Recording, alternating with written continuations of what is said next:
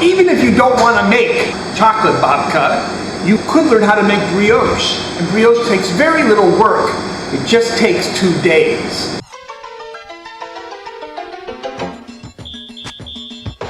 Rutabaga, broccoli, green beans, stir-fried salads in the kitchen. Taste it, bake it, boil it over deep-fried salads in the kitchen. Chop it, dice it, boil it in a broth.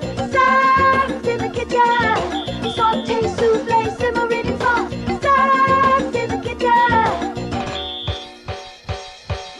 Rutabaga, broccoli, green beans, stir-fried salads in the kitchen. Hi, I'm Chef Scott, and this is the babka episode of Sacks in the Kitchen. Babka, the yeasted rich bread. It's actually a brioche filled with chocolate. We'll talk more about it in a moment. So babka is a Jewish kind of bread dessert, and every Jewish deli that's worth its salt actually sells it. So it's easy first to make the filling. The filling you wouldn't make before you make the bread, but now we will. So we have the filling, which is 4 ounces of melted chocolate chips. There we go. We want a half a cup of melted butter, a half a cup of powdered sugar, and also 1/3 cup of cocoa powder, unsweetened cocoa powder. We're just gonna make a paste out of this. Later on, we're going to spread it on the yeasted brioche dough. Yummy! There we go. That's what you put on the inside. There's more. You also can put chocolate chips on the inside. I have some ground up chocolate cookie crumbs we're going to put on the inside.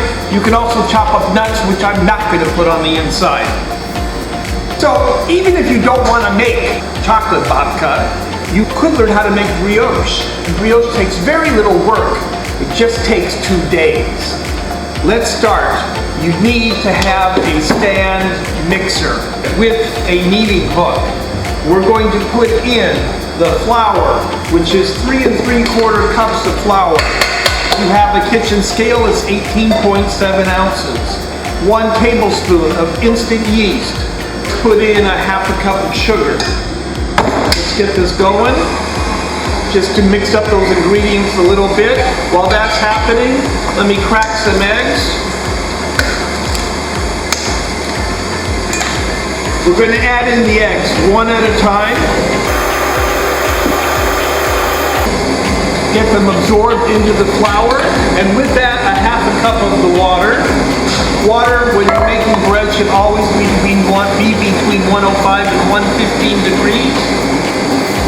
Also, this dough is going to call for some pushing down with the spatula while it's going. But let's let this go for a couple of minutes, lowering it a little bit so the flour doesn't go everywhere. And then we'll see what happens to it. Let's take a look. Let's see. Yum! It's starting to look like something.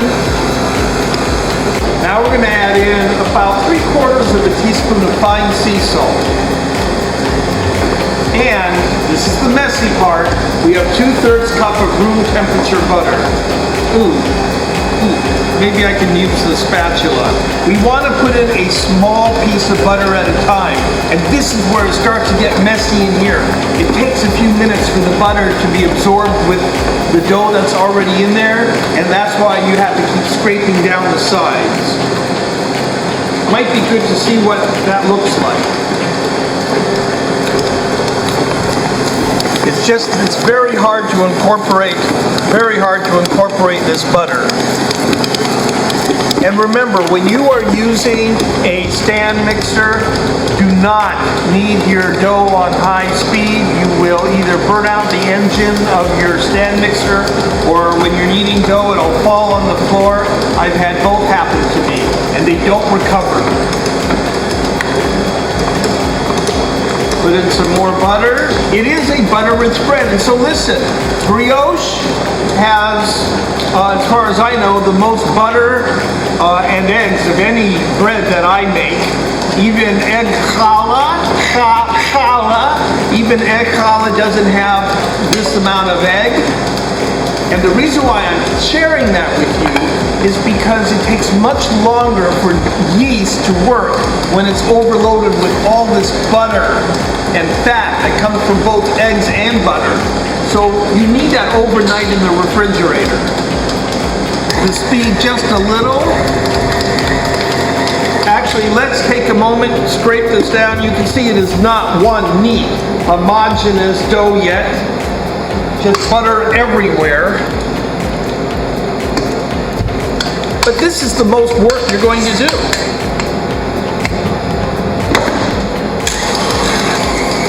A little more butter in the pan.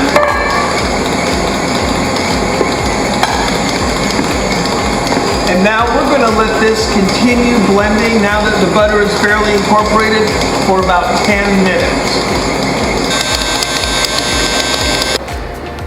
It's kind of come together. I want to knead it for a couple more minutes, but I also think that it needs, I always reserve a little extra flour, just depending on how I measured ingredients. It might be not quite there.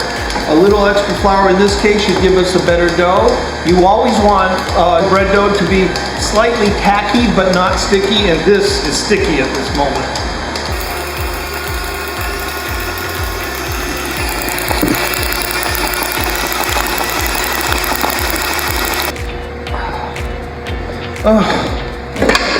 Brioche dough, finished.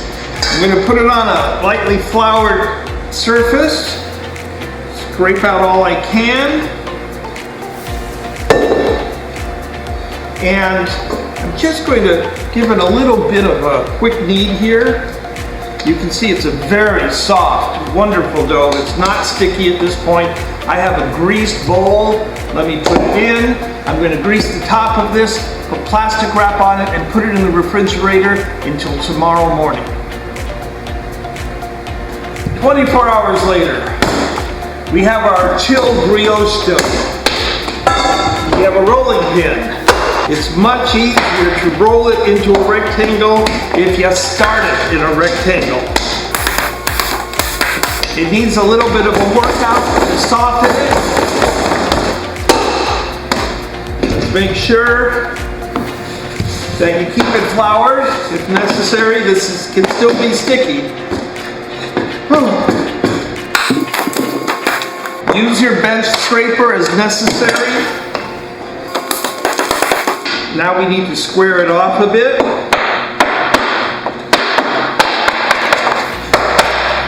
Very important. Because you're going to roll this up and at some point you're going to slice it after it's baked, and you're going to want everyone to have a decent slice. So let's not cheat the people on the edges. This actually makes 2 loaves. So it's worth the work. All right, not bad. Keep the long side facing you. Okay, so I split the dough in half, and now I'm going to roll out each half to 11 by 15. That's 16. So rolling is going to take place in this direction. All this, what looks like dirt, is just chocolate. Don't let it bother you. Let's see where we're at. We are at almost 11. Just a little more rolling. And there we go. We have our 11 by 15 dough. We're taking the chocolate filling. We're going to spread it on. Just remember, you don't need to do this. You can just bake it as brioche if you want. I'm using an offset spatula to spread it as far as I can.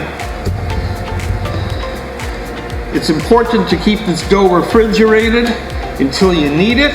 And if it starts to get too soft, it's pretty warm in here today. If it starts to get too soft, you can also put it back in the refrigerator and continue working on it in a minute or so. Let's see. This is getting very soft. It's not so urgent that you go all the way to the ends here, because you're going to cut off the ends. Before we roll it up, let's put some of these cookie crumbs on it, and we need these chocolate chips. or the nuts, like I had said earlier. Roll a nice tight roll here. And we're going to cut this in half lengthwise. First, let's pinch this together. Cut off the ends. And this is where we want to carefully cut down the middle. Can you see that? Look how beautiful those layers are. Once we've done that, braid it. Just one long braid.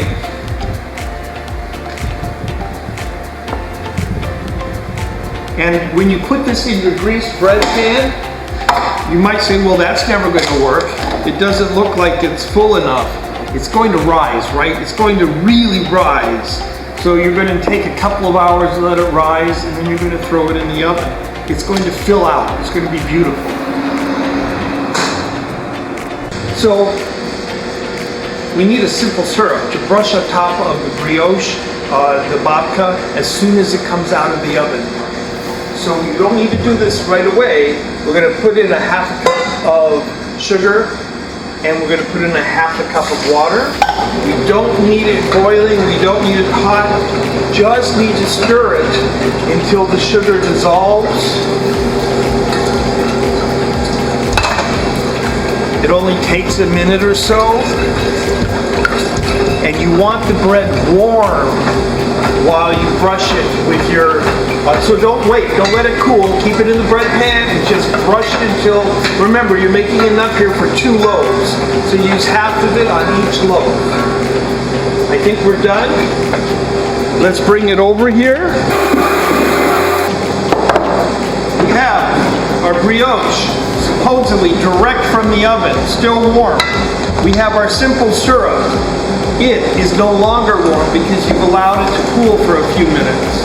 And then we take it and brush it on, leaving a wonderful shiny finish on your brioche. You just keep brushing and brushing until it absorbs all of that syrup.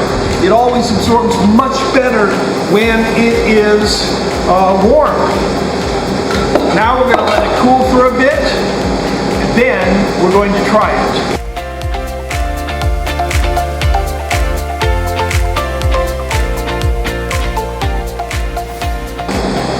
But we got it, and it is beautiful. Growing up, this was one of my very, very favorite treats, and it still is.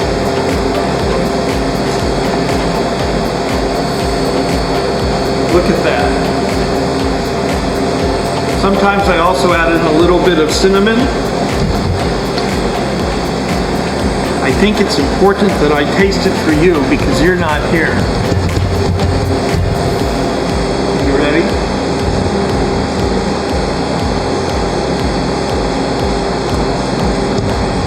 Brioche and chocolate. It sounds so French, but it's really not. Thank you for watching another episode of Sacks in the Kitchen. I'll brioche you later, baby. I'm Chef Scott, and thank you so much for watching this week's video. Please subscribe. The button is right there, and I'll see you soon.